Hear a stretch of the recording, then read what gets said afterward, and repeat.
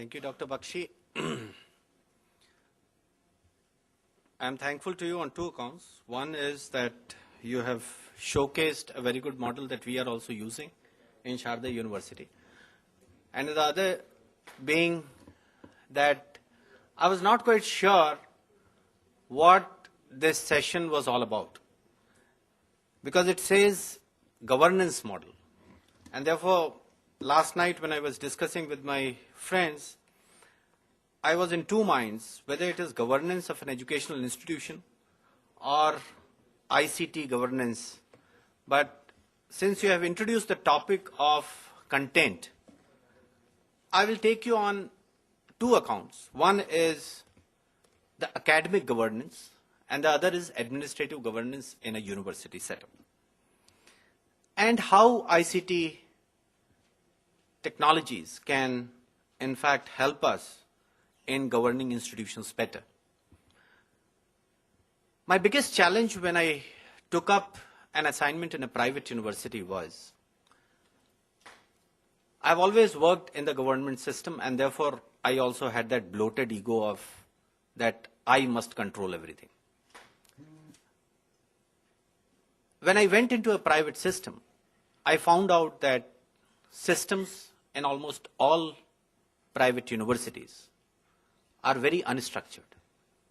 When I started discussing with people within the university system, I found out that it was not so with the mindset to change, but perhaps people in the private sector are not as driven and maybe not of that caliber who would like to change it. I'm coming out very openly on a public platform, but please do not misunderstand me. There are a lot of very good people in the private system, in the educational system, in the private sector. And slowly people are coming in because there is a flexibility which the private system enjoys. What it enjoys is that we don't have absolutely no hiccups of payment of salaries to any extent if the person is good. And the other thing is that we can provide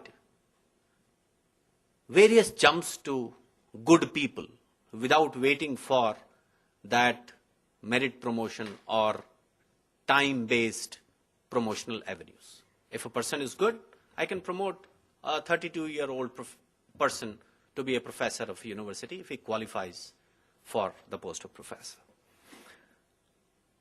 But when we started with creation of content, and if some of you who were there in the last session, when I talked about integrating the face-to-face education with online education, we started this experiment on campus.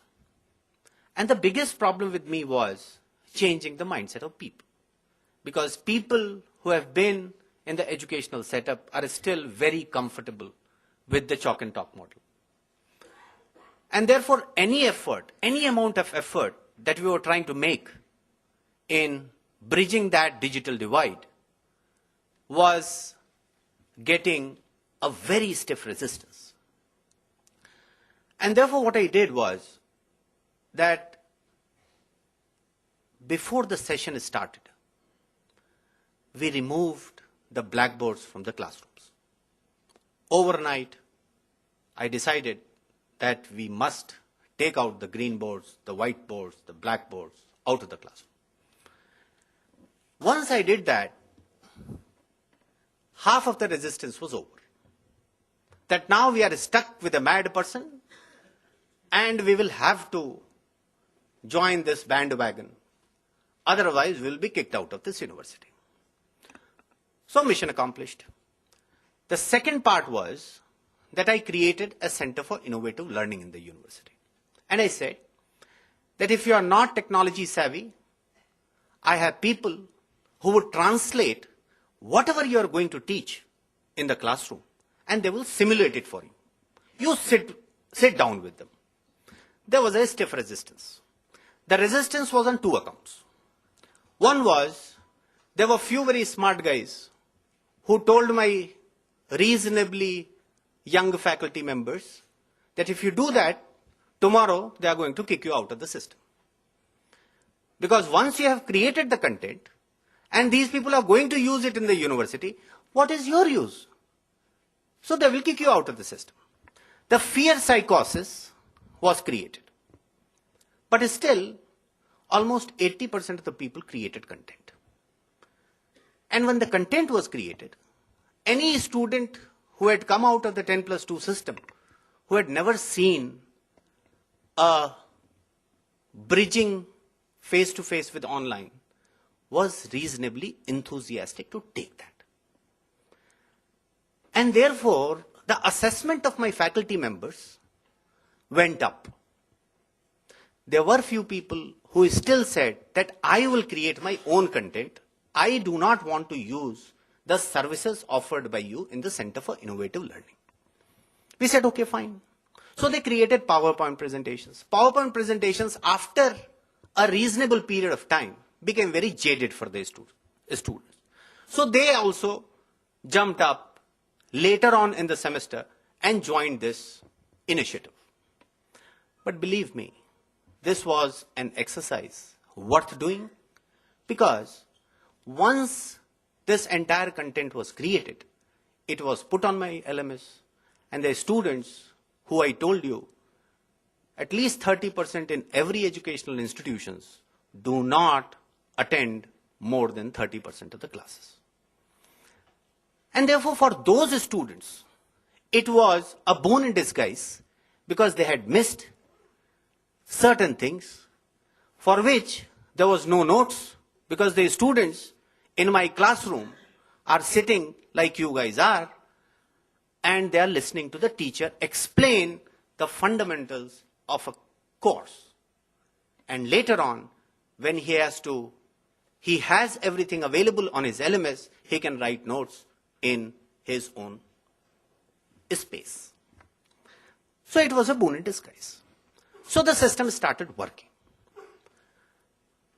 Next year, what I did was that for the medical students, since it is all three-dimensional, it takes a lot of time, we took some content from abroad. And I found out that it is a complete no-no in an educational institution environment, because people who are going to teach that course must be involved in making that particular course, unless it is diagnostic in nature. If you are teaching diagnostics, where you are trying to explain to the medical students that these are the types of diseases which are found in certain areas, which is not very common in India, and this is the kind of things that you will have to relate to, or you will have to recognize, then only it is acceptable. The other problem which happens with ICT-based governance model is, we took a company and we started implementing PeopleSoft. The biggest problem with us was that although PeopleSoft is a very versatile university management system, but the thing is, it's a white elephant. And unless and until you have the best of practices available with you, and if you have a very good implementation partner, you would not be able to do it with the user champions within the institution.